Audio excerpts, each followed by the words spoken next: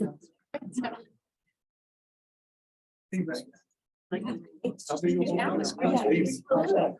right, I think we're gonna get started down here. Hello, welcome, good evening. My name is Nikki Yagoda, and I serve as the Director of Partnerships and Innovation at the University of Chicago's Graham School.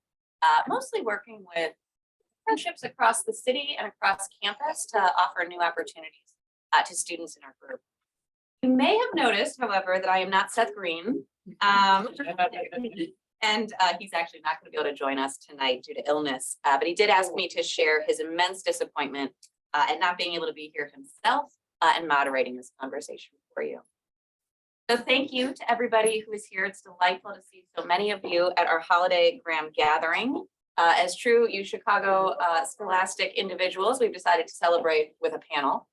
And our panel this evening is called Broadening Access to Liberal Education. It takes as its focus a subject that is near and dear to the Graham School's heart. As the liberal arts education arm of the University of Chicago, we take seriously our commitment to expanding access and resources from the university to the greater public and for the greater good.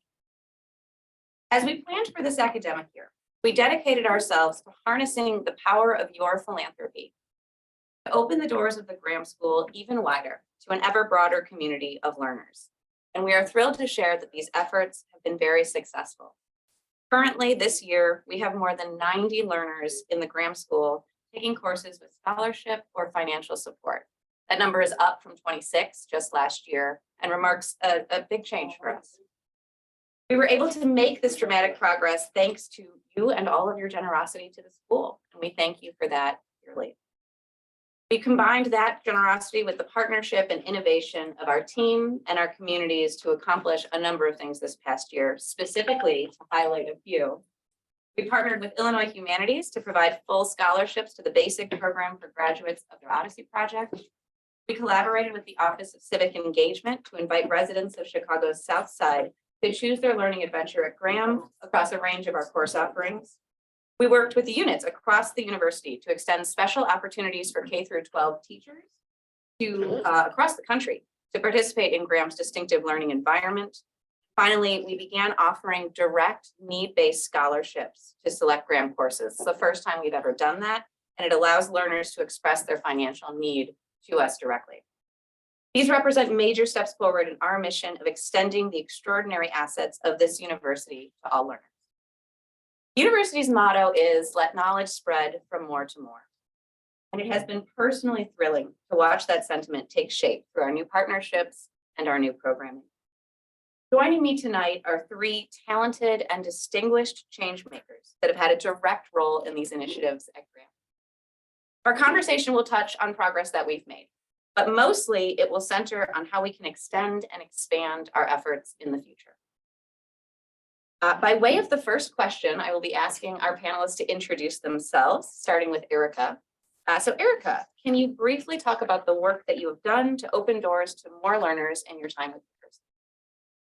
Good evening, I'm Erika, and I want to say first and foremost that I'm so excited to be here. And I'm particularly pleased that I recognize no one up over here.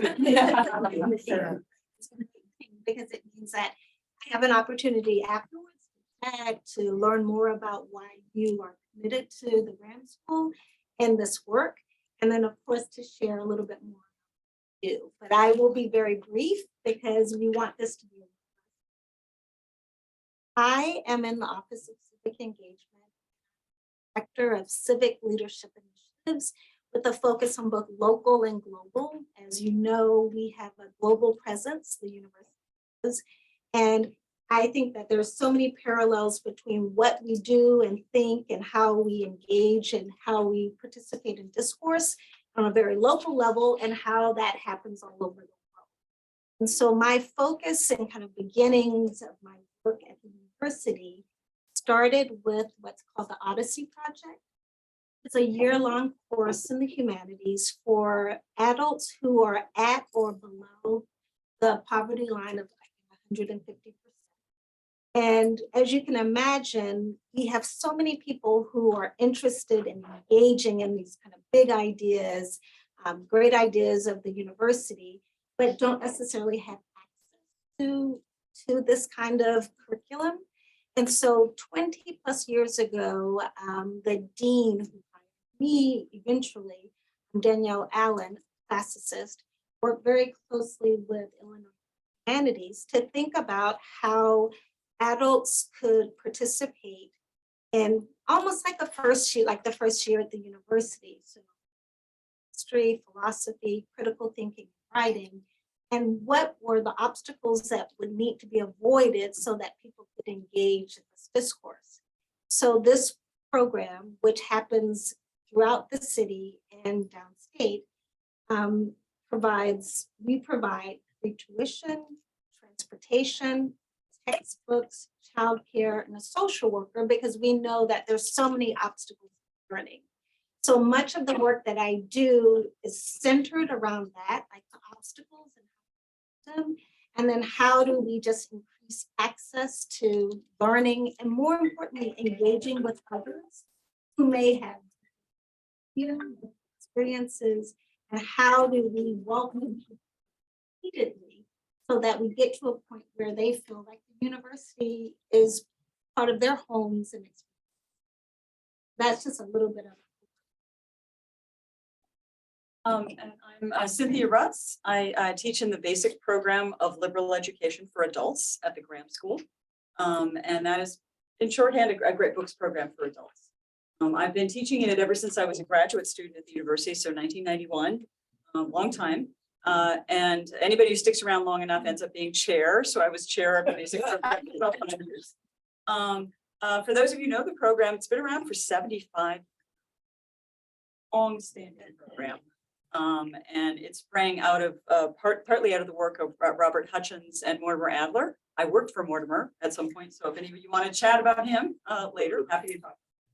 I want to say a bit about the basic programs initiatives that we're going to talk about. But the example, about a week ago, I was reading about Charlie Newell from the Court Theater. And I want to make an analogy to him because he got the regional Tony Award. An outstanding thing to get this national award for his little theater. He's been working there for 30 years. But what the court was known for so many years was classics. You know, they were very tied to the university. They did Oedipus Rex, they did Shakespeare. But the reason they got this Tony Award is that he has made a commitment, and the Court Theater's made a commitment to local Black theater, to Black playwrights, Black directors, Black actors. And so he does both and.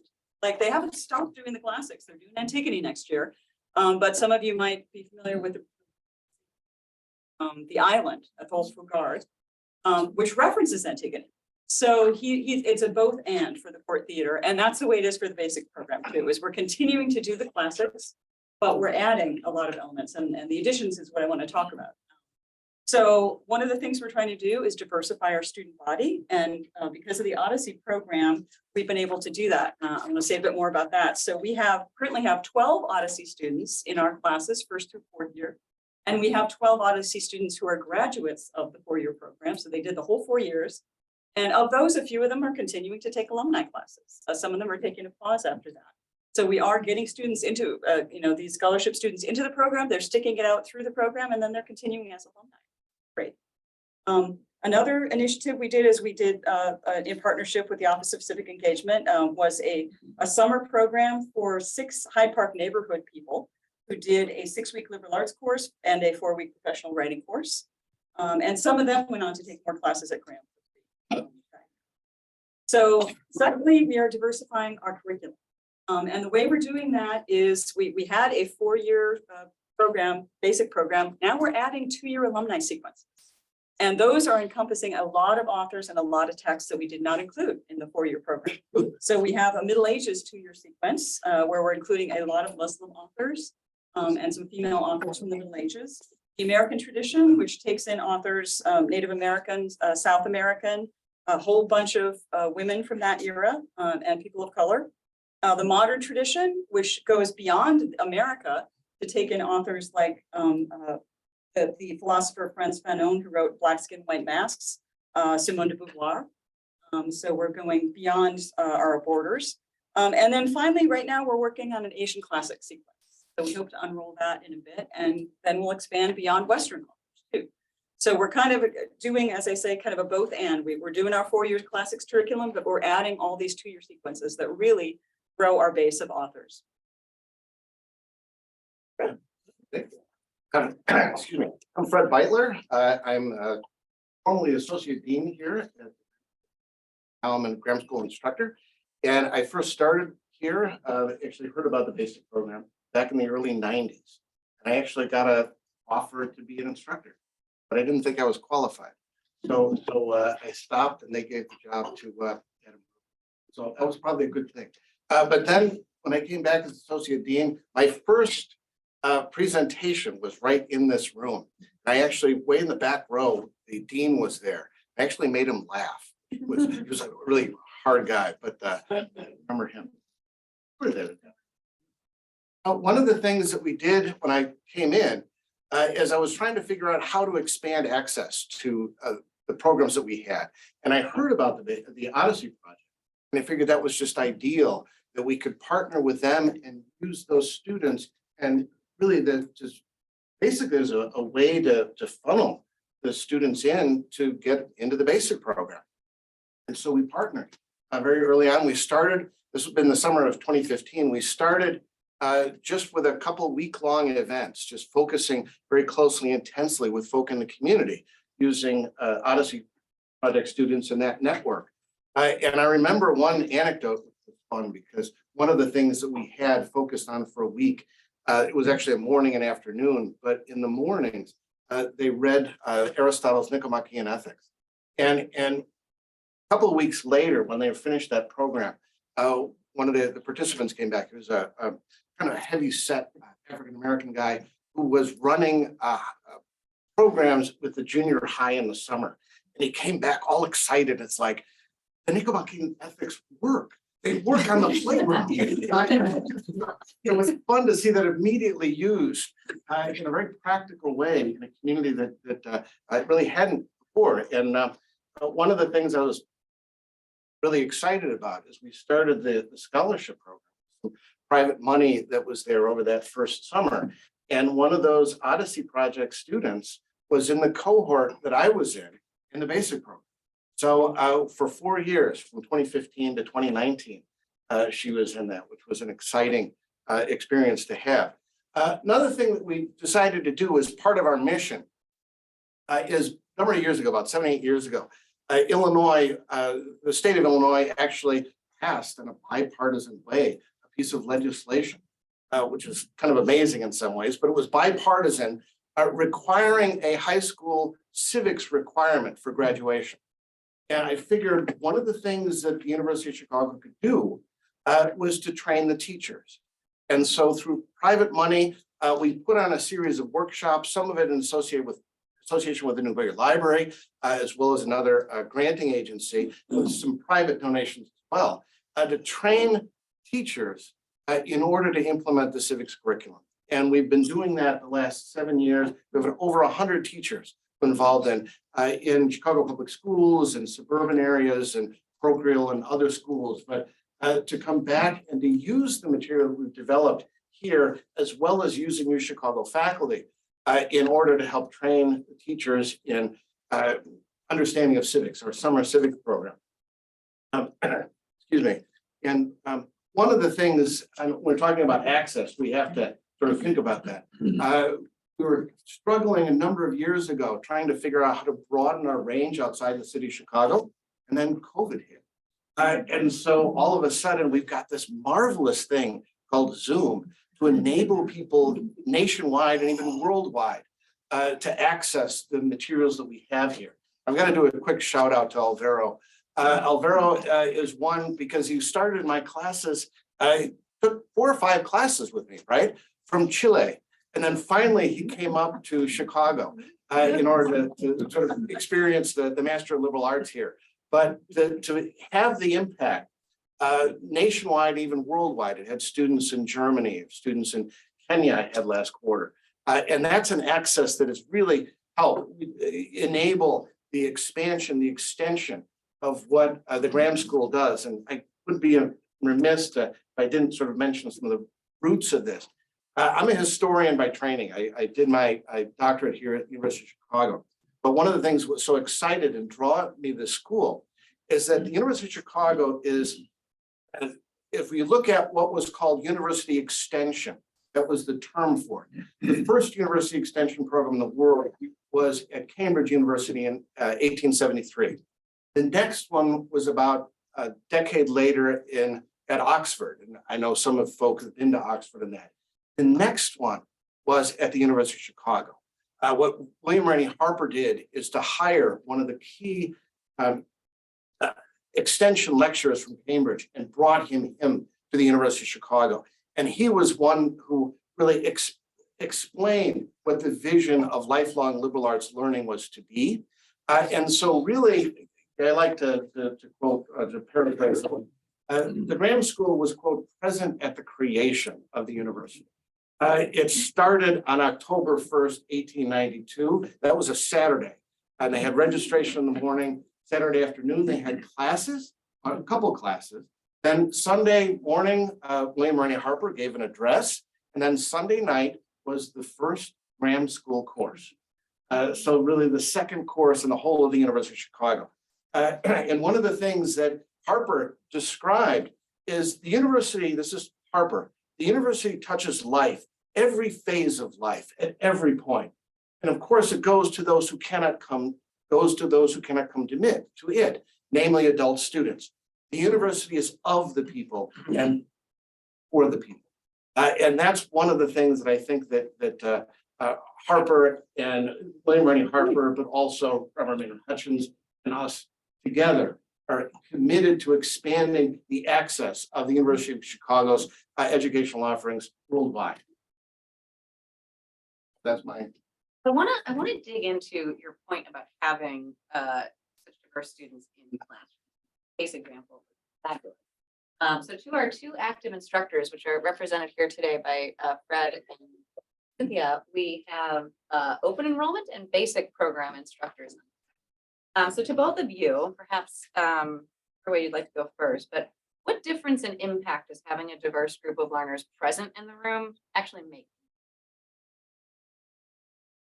I want to start out with just give a couple of examples and then turn it over to Fred. So we had a basic program graduation last year, and one of the students I'd had 2 or 3 different times, it was a Hispanic student, had been so taken by the program that he only brought this up at graduation. Very excited. He has taken it to his own community. So he has started leading discussions of Spanish texts in Spanish with family members who only speak Spanish, because we don't have that possibility. And I actually brought him over to the dean and I said, you got to hear this story. You know, this is an impact. Another one I remember is that I was doing a class on Virginia Woolf, and we're talking about male and female relationships in America. And we just thought it was the way things were. But there was a woman coming in from Spain, and she stood up and said, you know, it's not that way at all in Spain. Like, well, tell. And she explained it. We realized how parochial we were. Like, we just made assumptions about the way the world is, and it's not that way in other places. So it really deepened the conversation to have her there. And then more recently, I did a short class in September on Black Panther, and half the class was people of color. And that was for some of us, that was a movie that was a text, but for some of the people in that group, this was a movie that meant a lot to them. It was empowering, it was revolutionary. And one woman in class talked about how she had friends who shaved their heads so they would look like the female warriors in the movie, the Dora Milaje that we were talking about. So things that we're talking about in class, we're just talking about as ideas.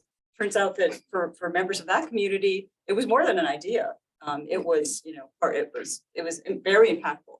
So I felt like, wow, that class would have been so much less rich if we hadn't had those folks. So I hope that continues and we get even more.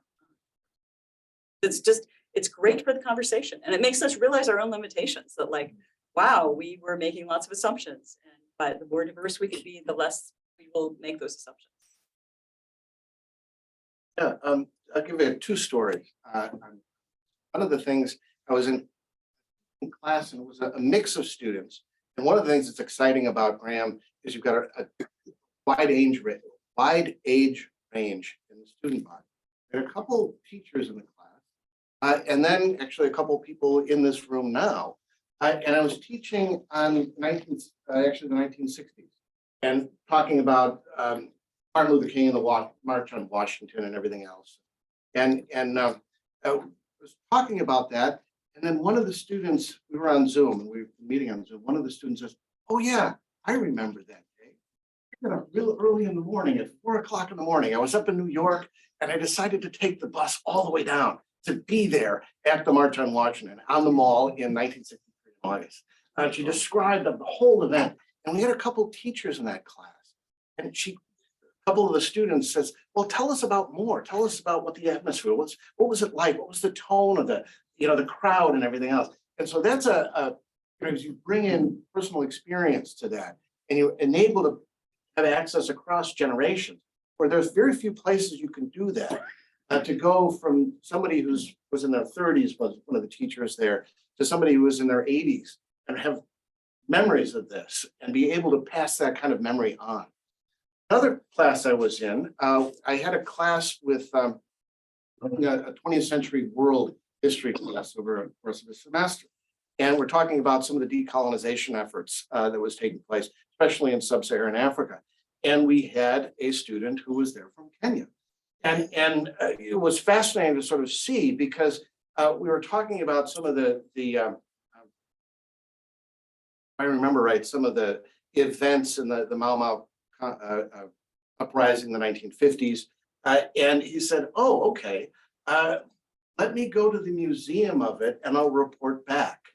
And because he's in Kenya. And so he went, took a weekend, and they had a few minutes to explain and brought some images and photograph. But that's some of the things that enrich the experience that we have here at Graham. So that was two stories of how accent really contributes to what we learn here. That's wonderful. Actually, I hadn't heard many of those stories before, so I enjoyed listening. The next question that we have is actually for you, Erika. And it has to do with civic engagement. Now, I know you come from the Office of Civic Engagement, so you may have considered this before. But what does it mean to be civically engaged? How does lifelong learning play a role in that civic engagement? And how has that benefited any of us? So yes, I have thought about civic engagement, what it means to be civically engaged. And then what I would like to start with is thinking about what both of you have said, like, so the both and this idea of education, the Graham School being for the people, and how that was part of the beginnings.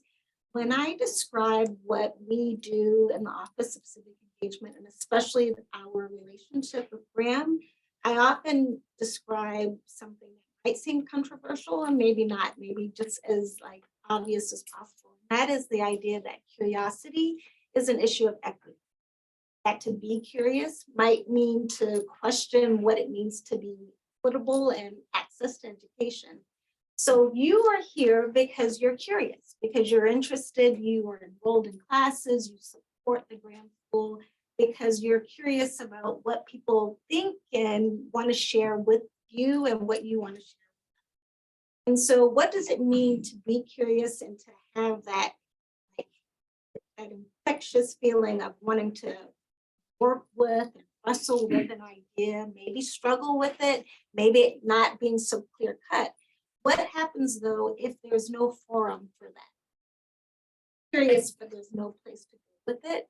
So often what we do at the very beginning is to say, you are welcome in this space. We want you to feel like this space is yours. And what does it mean to be in discourse with each other in the classroom? And then how does that translate to being in discourse, like public discourse? And then how does that lead to a kind of engagement that goes from an idea to action? And so how does it lead? So the most tangible kind of correlations to being civically engaged on campus to being civically engaged off campus is that most of the graduates of the programs, participants of the programs that we offer are more likely to volunteer with organizations, to vote, to get others to vote, to get others to be engaged, to bring others into the classroom, to create their own informal networks of learning. And so I feel like you see it happening, you know, you're watching in anticipation as someone has an idea, has a voice, but doesn't necessarily know how and where. For to see that spark happen and to be a part of that is something that, as you can imagine, is magical, right? Like curiosity and being able to, again, follow that is like why we're human, right? And like why we live in. So to then see people act on it, on and off campus, is to me reason why I wake up every day and why I engage. Such a powerful. Pretty inspired or part. I want to take this next question. Now, I promised at the beginning that we would talk about not just what we've done, but things that we can and should do in the future. And I want to bring this question to Cynthia and Fred. Cynthia, maybe you can go first. But you know, what are some major areas that the Graham School could focus on for expanding our efforts around accessibility, both in the short term and in the long? Well, one thing we've talked about online classes, but I want to say a bit more that all were forced to go online. Although the basic program had actually been kind of dipping its toes in those waters before. But what's resulted, we've talked about the international reach. We also have students who would never be able to come to class. They have physical issues, physical challenges, and they can come online. We have folks who don't have a regular schedule. So, you know, even though a basic program class meets for 10 weeks on a Tuesday night from 6 to 9, they can't always come. Lives. It's recorded. They, you know, they can let us know in advance. I can't make the next Tuesday night, but I'll listen to the recording. And that's a huge bonus. So you don't feel like if you missed a class, you just missed it. Like you can watch the recording. We have closed captioning, those with hearing issues. And some of our basic program students don't start out with hearing issues, but they stay with us long enough. Right? And you know, and that's an extra plus. So it turns out, you know, I was a doubter of online. I was a Luddite. You know, we can only do this in person. And then I was persuaded that it's just as good. The conversations are just as good. That I'm sure of. And there's these extra features that allow more people to come in that would not be able to make it to the so that's huge. And I hope that we continue as we get more in person, that we continue to expand our reach online too. Another thing is the scholarships that we've talked about. I think we need to expand, you know, and we are. You'll see this some brochures around about like expanding our opportunities for scholarships. But then the other thing, and you guys are involved in this already, is making more connections. And I mean both the Graham School neighborhood, both the University of Chicago neighborhood and this neighborhood. You know, the U of C has sat so long in that neighborhood on the south side and been its own entity. You know, we were talking before about how there's such activity in the Hyde Park neighborhood, and there's initiatives in various you know, positive directions that have been going on for decades, and those were going on. Then there's the university, and no connection between the two. That is finally changing because of you guys. And I could see it expanding more. You know, I don't know if we have ties to the DeSable Museum, for example. There, we should make the connection. The Obama Center is going up in Hyde Park, and I see it coming in from Indiana. So I didn't quite get where it was placed with regard to the university, but I was walking on campus I realized it's a block away. It's practically on the university campus. So once that thing gets built, I feel like we've got to make a lot of connections. So that's where I'd like to see us go with the future, is getting even more connected to the neighborhoods that we're already in, that we've been frankly ignoring. One of the things I really like about Zoom, everybody can hear me, right? One of the things I like about Zoom is so I can mute somebody if they go on. I don't use it that often. Application is always there, which is actually helpful. And some of the things, as we think about it, we talk about access, and look at this room. And this room was nicknamed a Harvard room, right? Because it has this kind of viewpoint all centered at the instructor here with the board and the screen and everything. One of the things I always like is the metaphor that's used at the basic program, the rest of the grant classes. We don't do lectures here. What we do are tables. And the vision of a table is that everybody's equal. Everybody brings their own experience to the conversation, the great conversation as we describe it. And one of the things I like about the metaphor is you can always add another chair to the table so that you can expand that conversation. That's some of the things I really think that one of the strengths of the Graham School. I'm really excited that we've seen in ways that we've talked about really over the last 6, 7 years of ways to expand the conversation by bringing in more voices, by bringing in more chairs to that grand table that we're looking at and keeping that conversation going. And so that's probably, I wanted to get to the questions in that to see what people have, but I didn't want to talk too much. No, that's perfect. And that leads in to the next, you're both talking about expansion. And Cynthia, you were specifically talking about, making better partnerships with the community. So Erika, I might turn exactly that. What are some ways that we can expand our programming with the community? Things. The first is if you had an opportunity to feature the partnership that we have with OCE, Engagement and Graham, you might have seen where we basically have had a giant jump in enrollment with community members, folks who by and large live on the South Side or who might have had a very limited relationship for various reasons, but now see it as a place where they belong. They can learn alongside fellow lifelong learners. So that's the first part. Is just like everything else that we do in life, that the best way to get people excited about anything is through word of mouth, right? You have a great experience. You learn something, you meet other people who are interesting, you have inspiring instructors. That enthusiasm that you have, you share it with others, right? So that could be family members, co-workers, neighbors. That's the best way that you've had a great experience. And because you've had a great experience, you want to make sure that other people know about it, especially since I think as both of you have said, that the university has had a long history of being in the neighborhood of Hyde Park, but it hasn't necessarily had a long relationship with residents of that, of Hyde Park. So how do we start to dismantle like maybe the less pleasant histories, right? Because they exist and acknowledge those, that they do exist by sharing those great experiences, those great stories, and that they're not one-off, that this is, again, lifelong learning. You didn't have like one great experience. We had multiple great experiences.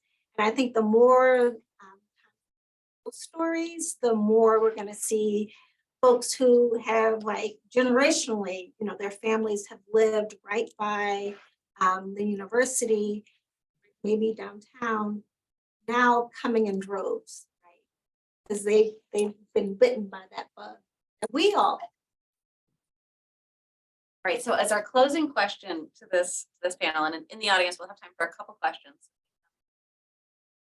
But for each of you, I was hoping just in 60 to 90 seconds, if you can. So how can we, as members of the Graham community, but not just members of the Graham community, in our own lives as members of our general communities, our personal lives, our professional lives, how can we expand access for more individuals to engage with lifelong learning? You, Fred. Yeah, that's a very good question. We're going to expand access because one of the things that we've seen over the last few years is increasing division within American society. One of the things I think is the most important things that we can do at the Graham School is to provide a space where people can exchange ideas, exchange opinions based on evidence, but also to make sure that it's civil. And one of the things that I'm hoping at the Graham School, I think we're able to do that very well, as develop a civil conversation and a space which we as Americans and in fact worldwide can really engage with some very significant ideas, try to wrestle through some significant questions together as a number of different people from various different perspectives. So I think that's one of the things that I am deeply committed to, and I think we can really model that and be ones that are probably modeling that for other conversations outside. I think that's one of the most important things we can do, because access means to hear diverse viewpoints. One of the most important things that need to be sort of developed as we work towards some understanding of a common community. One of the things that Robert Maynard Hutchins, one of the originators of the BASIC program, one who oversaw part of it, described ours as a civilization of the dialogue. And that is something that I think that's very important to understand, that the point is dialogue, the point is conversation. And in order to make sure that everybody is heard, but also that no questions are not, that every question is addressed in a community of inquiry. So I think that's one of the things that we sort of model and really, I think it's one of the Graham School's mission. I always used to like to say that our job is to equip adults to participate in the great conversation, which that's access, right? For every adult. Yeah. I want to take it then to the personal level. Conversations with people we meet in everyday life.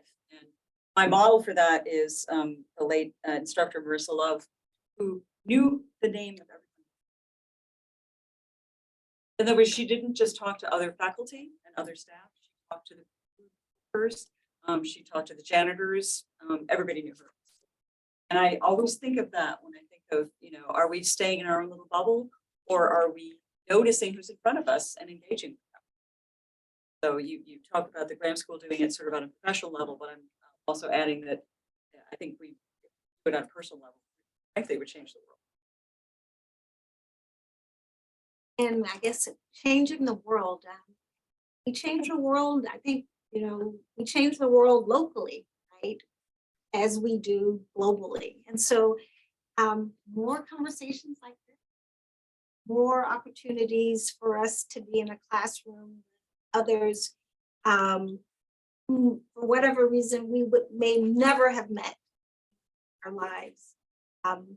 More opportunities for people who are curious, just like we are in the room, who have received a kind of invitation. Invitations cannot be one time and that's it, and if you do it, great, and if not, so that repeated invitation.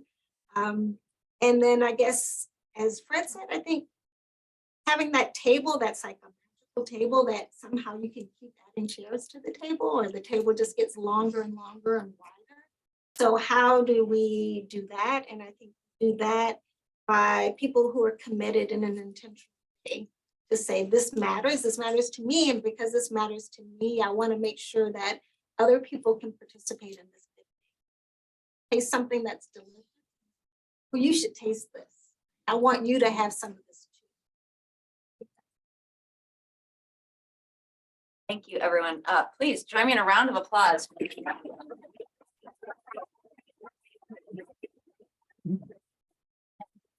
Tony, my colleague here, I think has a quick announcement just in closing, but thank you. Yes. Hello, everyone. My name is Tony Enhorn. I'm the engagement manager with Graham. So I am always working to deepen connections among members of the community and build out some great programming. Really quickly, just wanted to mention the Graham School Book Drive.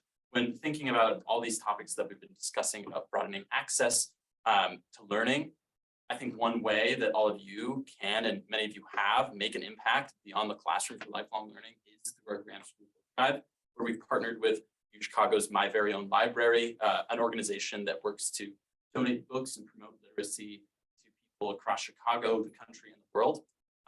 We've been collecting books from many of you, and so far have received hundreds of them.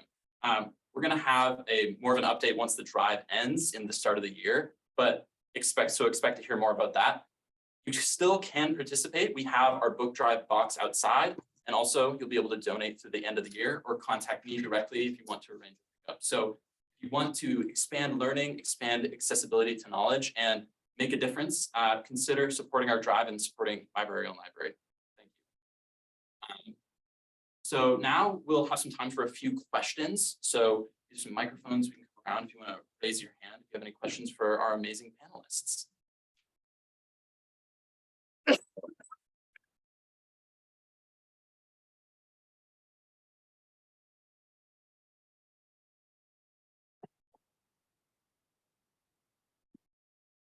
Thank you. The greatest challenge I see is the plethora of programming. I've been sitting here taking notes and I'm running out of space. And some of you may have thought I was doing texting on my phone. No, I was trying to go back and look at all the programming. And so my challenge to the group as a whole is, how do you adequately communicate all of these programs? Because it's great, but I'll tell you, is someone who's got the attention span of a gnat, to put it generously, how do you break through and make sure this all works? Because I'm getting an email a month about, okay, well, now it's Athens, right? It was Athens. Now, I'm sorry, now it's London, right? Okay. Leadership and society. Okay, well, didn't we just do scientific discovery? Do you know what I mean? And wait a minute, what's the formation of knowledge thing? So you do run out of, in a good way, bandwidth to understand all of the programming, and how does that get conveyed adequately to all the various audiences out there? Because great programming is really important, but it's nothing if nobody shows up. I'm the only one that currently works at Yeah. So your point is a valid one, and it's one that has plagued Graham School, and I think continuing education as a whole for a long time. There's a question: when you offer this many things, how do you make it a useful community that you can bring together? And I think if our marketing director was here right now, I think what she would say is that one of the ways we're trying to do that is to focus more on student stories. So it's easy to be like, here's a program, here's a program, here's a program. If we really delve into the experiences that those individuals had at that moment, I think that's how we start to understand the breadth and variety of it. But Someone might find the story appealing yeah, in their own right. right. Okay. And then you can start to connect it. But I think it's a valid question. Thanks. Just a simple question. Why is it called Graham School?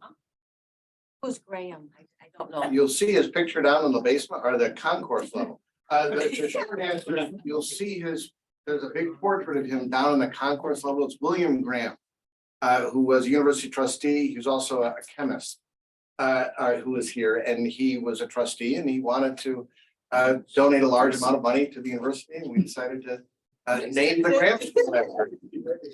Yep. Thank you. Write down, if it's not the basement, it's the concourse. Because that's what we used to have our classes, and I always think about it, because aren't the liberal arts the foundation? Right? So yes, it's the concourse level, but you can see his picture down there. Yeah. But by the way, if you write a big enough check, we can talk about. Fred, you're our historian, so when did that happen? Fred, Oh, when they, where did it become Graham? I think in the nineties, 90s, yeah, okay. '90s, and I had a chance to meet with his family when they dedicated the portrait down there. Also, just wanted to say, for anyone joining us remotely, if you have any questions, please type them in the chat so we can pose them to our panelists. We have time for one or two more questions. With the microphone, and we do ask that you use the mic because it's an accessibility point, so it helps people hear. Okay, hello. My name is Joshua Nichols. I just want to know, as Graham students, how do we sort of know where to fit in as a Graham student? Like, how do we know like which program is best or which program is not best for us? Because you offer several programs. You offer the Master of Liberal Arts, and you also offer the Moore Burgundy program, the 4-year basic program. Cause I think Tim Murphy told me, he said, I might like the basic program based off the richness and the liberalness of it, but I feel like as a student at Capella University, that I need to just grab the MLA just sort of to protect my interest and investment, because when you think about it, you don't know how these brick and mortars are gonna stand against an online institution. And I'd rather have my name printed on a diploma with alumni privileges versus just going for something and not knowing, what I'm getting myself into. So what would you tell somebody like me that's going for the program, how to choose a program wisely? That's a very good question. And one of the things at Graham, when we were putting together our liberal arts programs, is we had kind of three different areas, three different ways of committing to what the Graham School offers. The open enrollment programs are classes that are sometimes just one-off. That you do one for a quarter, just to get a sense of what the thing is. Maybe it's because you like a specific topic. Sometimes there's 2 or 3 quarters linked together, but the commitment is not that great. You can come in, you can come out. That's the open enrollment program. What? Liberal? It's open enrollment. That's the open enrollment program. Okay. The next phase is the basic program.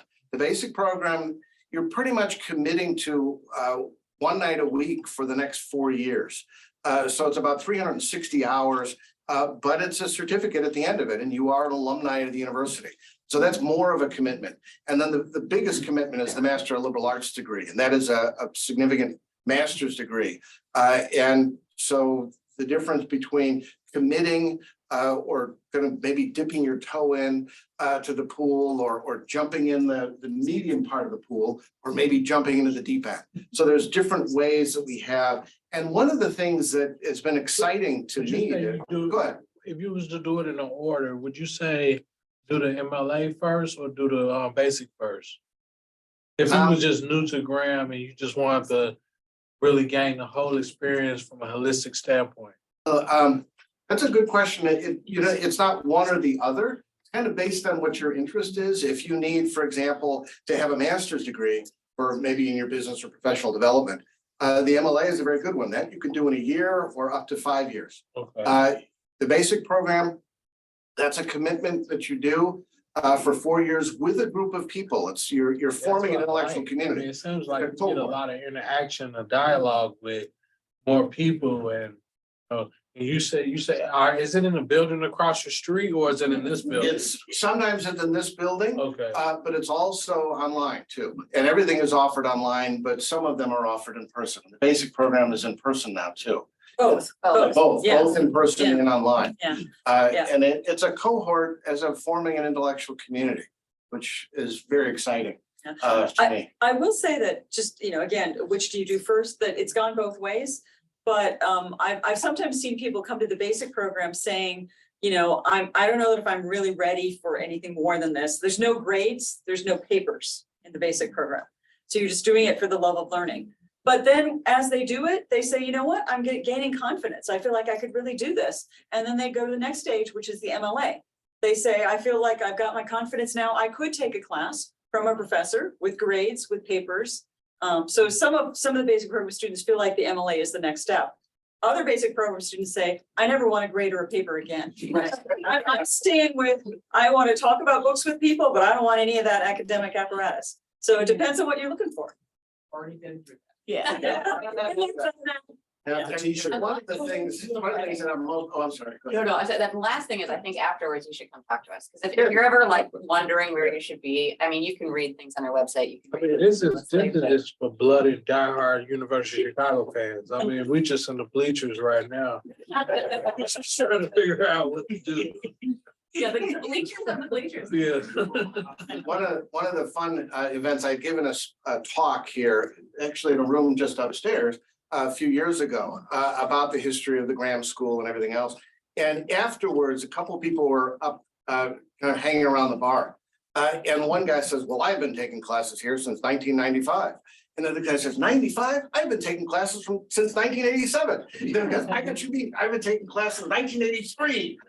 So it's an interesting community and connection, which is exciting because this is not, I mean, we're liberal artists, right? And this is not something that we do to check off a box. This is a way of life. We want to talk or read, we want to understand, and we want to converse with others. We want to participate in that great conversation. So that's what the Graham School is like. So yeah, we're once part of it, you're kind of always there, right? Yeah. All right, and I think that's probably our final question. So thank you again, everybody. I think the bar is still open.